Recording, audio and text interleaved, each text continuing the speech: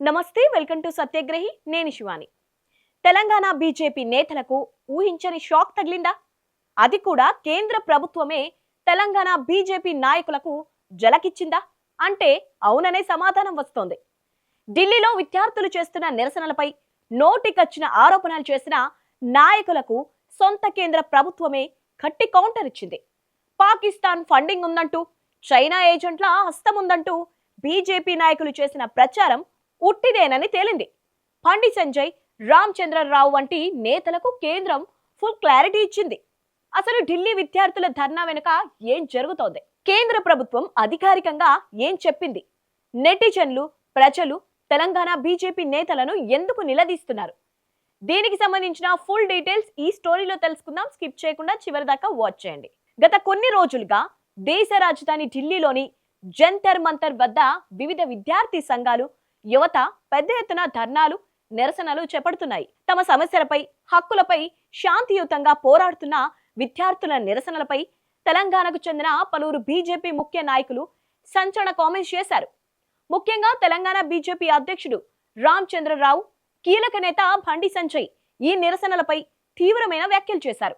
విద్యార్థుల ముసుగులో దేశద్రోహులు చొరబడ్డారని, ఈ నిరసనల వెనుక విదేశీ శక్తుల ప్రమేయం ఉందంటూ మీడియాలోను, అటు సోషల్ మీడియా వ్యాప్తంగా జోరుగా ప్రచారం చేశారు.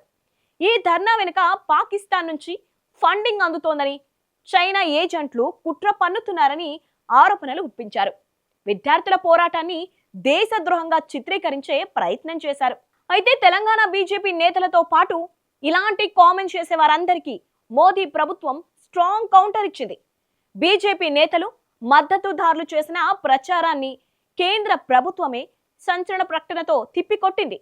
ఢిల్లీలోని జంతర్ మంతర్ వద్ద యువత, విద్యార్థులు చేపట్టిన నిరసనల వెనుక ఎలాంటి విదేశీ శక్తుల ప్రమేయం లేదని కేంద్ర ప్రభుత్వం విస్పష్టంగా తేల్చి చెప్పింది.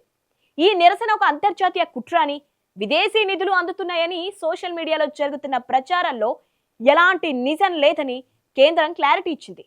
అంటే విదేశీ శక్తుల ప్రమేయం ఉందనడానికి ఎలాంటి ఆధారాలు లేవని స్పష్టం చేస్తూ సోషల్ మీడియాలో వచ్చే అబద్ధపు ప్రచారాలను, పుకార్లను ప్రజలు ఎవరు నమ్మవద్దని తేల్చి చెప్పినట్లే. కేంద్రం ఇచ్చిన ఈ సంచలన స్పష్టతతో ఇప్పటి వరకు మీడియాలో తెగ హడావిడి చేసిన బీజేపీ కీలక నేతలకు గట్టి షాక్ తగిలింది. ముఖ్యంగా కేంద్ర మంత్రి పదవిలో ఉన్న బండి సంజయ్ కు ఇది పెద్ద జలకే అని విశ్లేషకులు భావిస్తున్నారు.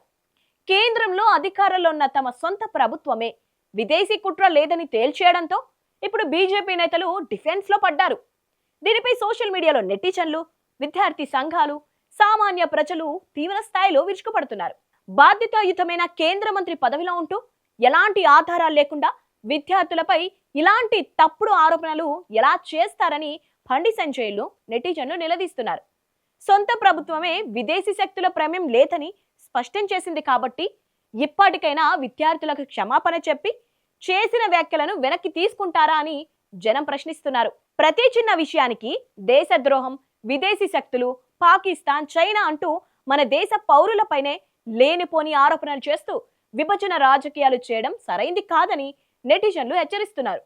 విద్యార్థులు తమ న్యాయమైన హక్కుల కోసం, భవిష్యత్తు కోసం పోరాడుతుంటే వారి సమస్యలను పరిష్కరించడం మానేసి వారిపై బురద చల్లే ప్రయత్నం చేయడం ఏంటని ప్రజలు ఆగ్రహం వ్యక్తం చేస్తున్నారు.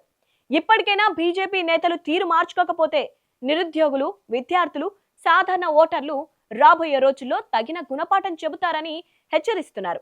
వాస్తవాలు తెలుసుకోకుండా కేవలం రాజకీయ లబ్ధి కోసమే ఇలాంటి ఆరోపణలు చేయడం వల్ల సొంత పార్టీ పరువే పోతుందని కొందరు రాజకీయ విశ్లేషకులు కూడా అభిప్రాయపడుతున్నారు.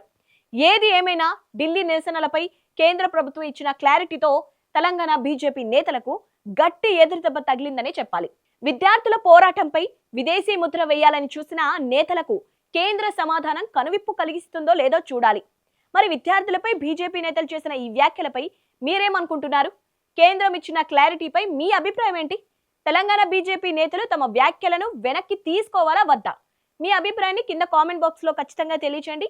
ఈ వీడియో నచ్చినట్టయితే లైక్ చేయండి, షేర్ చేయండి. ఇలాంటి ఇంట్రెస్టింగ్ అప్డేట్స్ కోసం మా సత్యగ్రహి ఛానల్ని ఇప్పుడే సబ్స్క్రైబ్ చేసుకోండి.